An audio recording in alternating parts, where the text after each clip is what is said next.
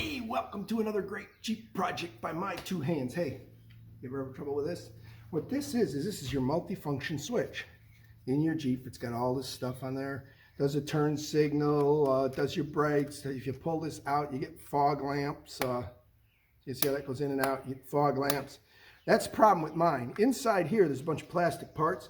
These plastic parts are worn. Now, hey, it works. When I turn it on, it's on. When I park the car in the hot sun, Jeep's sitting there, it gets warm inside, makes the lights, turns my light bar on, runs the battery down. Now I'm starting with the jump pack again and again. Finally figured out this was it. Good news is my unit also has some trouble with this turn signal canceling device, so get a new one of those too. So sit back and relax and enjoy and watch. But this is an easy one you can do. You can get these online, 50, 60, 70, 80 bucks, depending on the one you buy. You can also go to your auto parts and get it probably. But steering column, airbag, boom. All right, so after the airbag blows up in your face, you'll know to unhook it next time, or just unhook the battery and let it sit for a while. So we're gonna open, the first thing we're gonna do is take and unhook our battery. So let's get to it.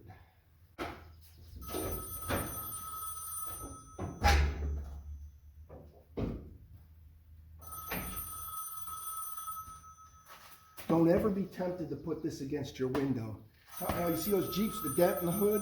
They get the dent from whipping that thing back. Now if you're working outside, make sure you put something in here so the wind can't take it, all right? That's another thing, it'll bite you now. Ooh, I got it, all right. So we're gonna have to get a wrench for here, take the battery post off. I also have a puller I can put on here, but I think if I just put this screwdriver in here and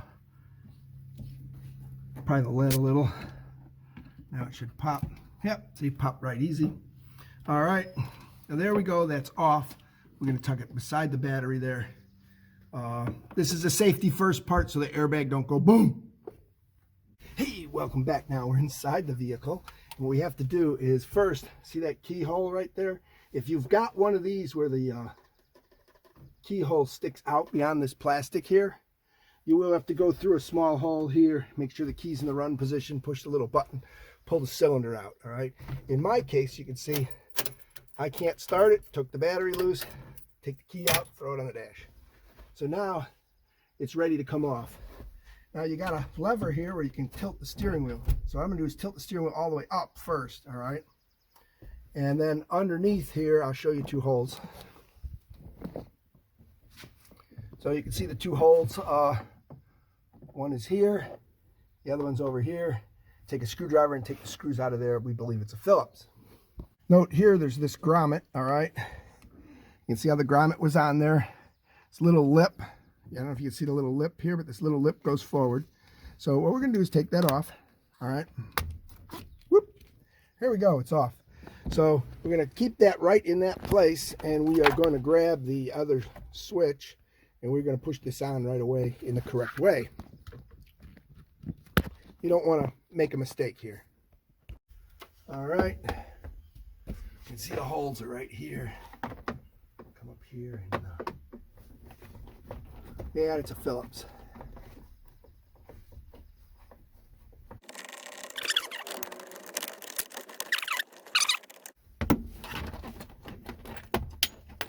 Now, some of them have another screw up here, some don't. In the case of mine, I don't. You just kind of keep working this until you get it to pop off like that. You can see you got these little clips. Got those little clips right there. You got to pop loose. So once that's off, you can take that, put it somewhere where you won't lose it. I got my two screws down here on the mat. You can see how that looks. That's pretty good. Got that open, all right? Now the next part, we got to get the top part off, all right? See again here, there's a button you can push here. Get this out, but you don't need to on this unit, all right? Some units you do, some you don't. This one you don't. All right. Now if you bring your steering column all the way down, you can get in it and hold this down, and you can clamp it if you want. That'll stop it from moving. Yeah, work this one off. Works off pretty easy, you can see that. Piece of cake, right? Boom. Note here, there's this grommet, all right? You can see how the grommet was on there. This little lip, I don't know if you can see the little lip here, but this little lip goes forward. So what we're going to do is take that off. All right. Whoop. Here we go. It's off. So we're going to keep that right in that place, and we are going to grab the other switch, and we're going to push this on right away in the correct way. You don't want to make a mistake here. So there you go. That's on. When you fold it up, you have to make sure it's the right way.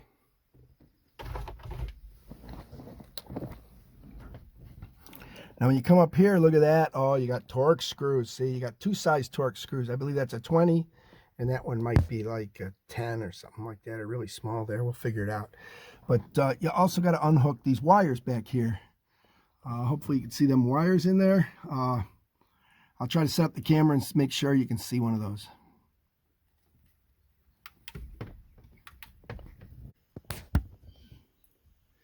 Looks like I'll get the camera up there to show you this, but basically we're going to take this red piece here, push it out. Helps to have a screwdriver. You can come in here and take this little red piece here and push it out. Of course, I have the camera where you can't see it.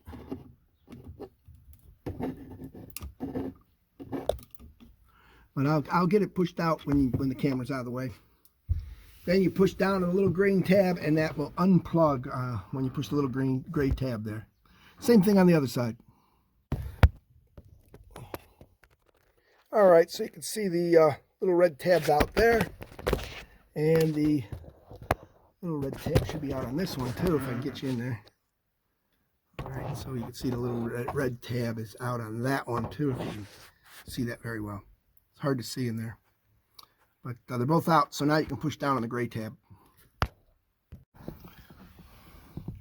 All right, so you got to get this little Torx screw out right here.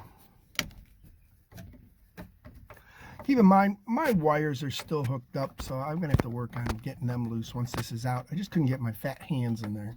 So I'm taking these two screws out so I can lift up this switch assembly and unhook it. That'll work too.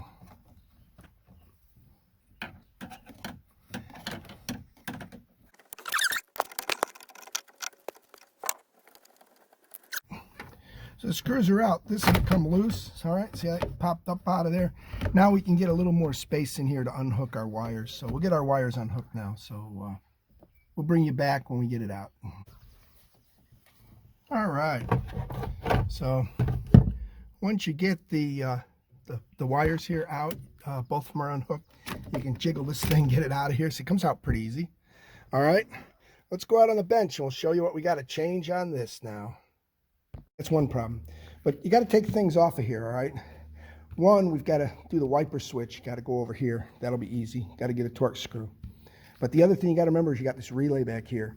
Now this relay is actually a flasher unit. That is for your turn signals. So if your turn signals ever go bad, it's the same thing you got to do to get this out. All right. So this should just wiggle. See, it just wiggles, comes out. You can hold it in your hand like this and not change the position of it. Again, and you can take it over here. Now, when you look in here, you really can't mess this up. It's fixed, so you can't put it together wrong. That's the good thing automotive always does. So just push that in, you're good. You can see where the other wires are going to go in there. All right. You see you got the same type of stuff. You can kind of look at it, make sure they're both the same. All right. So that part's done. We got to get a Torx screw, torque wrench for this one. So we're going to go find the wrench. We'll be right back and show you how easy that is to switch. All right, so they're T10. All right, you can read that, T10. So you want to take these two screws out right here. They're in plastic. They're pretty easy to get. The hard part will be putting them back in and not stripping anything, so you can go easy on that. And once those two screws are out, see how it's just slides right out, all right? Easy as pie. Take your new one, slide it in. Again, easy as pie, make sure it's in all the way. You'll see the little holes line up. And again, it should go in real easy because the threads are in the part you removed. Don't tighten it all the way till you get both screws started.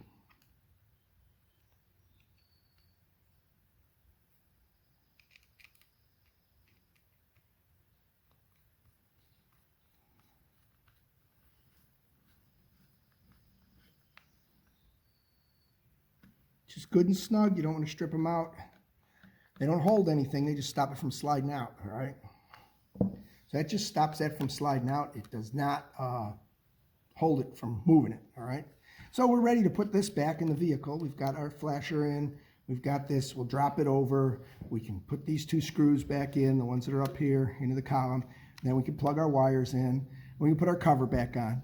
All the same as how you took it apart, except for we got to push the little red thing back in to lock it in place so nothing can fall apart. Then the other thing you have to be careful of is you got to make sure these are in the right place. There's little tabs on here that have to go behind. Maybe you can work them in after it's on because it looks like they're tapered where you can just push them in. We'll try to line them up. We'll let you know. All right, don't know how well you'll be able to see in here, but basically this goes back in there this way. Make sure you pull your wires back. Careful not to break anything. While this is still loose, it's helpful to get your wire connectors lined up. And if you can, get it pushed in just like that. That went in easy. This other one down here goes in here. Again, went in easy. You could hear the red tabs click in. That's that. So that's all together. The wires are hooked up. We got to push this down. You see when that goes down, these screws are really not in the plastic or on the plastic. They're just holding it again. It's piloted. So we should be just about good here. Screw these down.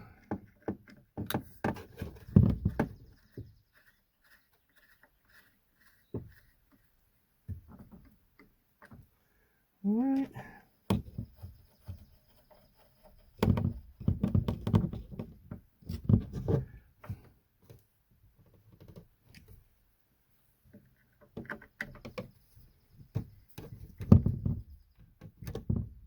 There we go.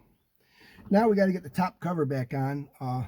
If you're asking about this real long one, I welded a piece of rod in here because I had to work on a pressure washer and it wasn't long enough. So now you've got the top piece that goes on and the bottom piece that goes on. So the top piece is pretty easy. Got to go over this. You kind of slide it down in here. You can kind of see how we getting these in. That was the part I was talking about. You want to make sure you got those slid in relatively well. And get that through there and boom, that's on there. You kind of look down in here and see where it's supposed to go and see that you're in the grooves and everything where you should be. It's hard to look in there and see. All right, I'm guessing this is going to be the hard part. This has to go up here and it's got to line up with a lot of stuff. So let me get this through here, get this out of the way. We'll look around the other side. You got to get it over that the key switch. You want to get the rubber donut to be in the right spot. That kind of snaps together on that side and snaps together on this side. Actually holds pretty good once you get the snaps in, so that's a good news. Then we got our 2 screws. So what we're going to try to do here is run our screw up the hole, the screwdriver tip on it, and whoop, I can hold my hand enough on the top, so I have a problem.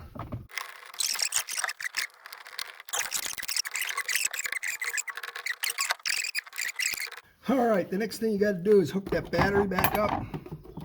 Right there where you unhooked it. Bring your cable back up if you get a little spark. Okay, I'm getting a lot of spark because my headlights are on, so let's go turn them off. Like I say, you might get a little spark, radios, things like that. You should not get a lot of spark like you saw the first time. You had one little spark and that was it. So you can kind of push this down. Then take your wrench and tighten it back up. Try not to over tighten it because then it makes it hard to tighten later. Just give it a good snug. And there you go. So there we go. the lights come on. Now let's look at what we unhooked originally. So under the fuse box here, we pulled this fuse out right here. We pulled it out of the, to figure out which one we pulled that out of now. Which one here we pulled it out of. Let's see, it tells us here on fog lamps. All right, so if you look right there, see where it says fog? Right there, it says fog. That's what we pulled out. So we're going to open this up to where the fog lamp would be. It's right above this one, so we believe it's that one right there. So we push that back in. Now we can go turn the lights on, hit the fog lamps, and see if our light bar works again. There you can see our light bar works. Our light bar's working again. We'll have to see what happens in the heat. This job's done. All right, let's give it a whirl.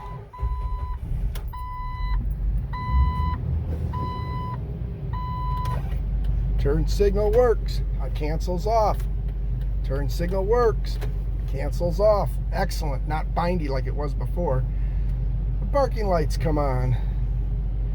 The headlights come on. The high beams here. High beams work. Low beams work. All right. And look at that. We can turn off the lights and now this works. There's the light bar works. All right.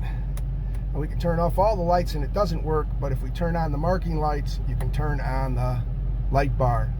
So it looks like everything works for us. Looks like our radio needs some resetting, but it's good to know. Now let's see if this other stuff works. All right, you got the wipers. Wipers work. Wipers work. Wipers work. It has a delay, but we're not going to wait on that. Oh yeah, look, the delay still works. All right, that's great. So looks like everything works for us.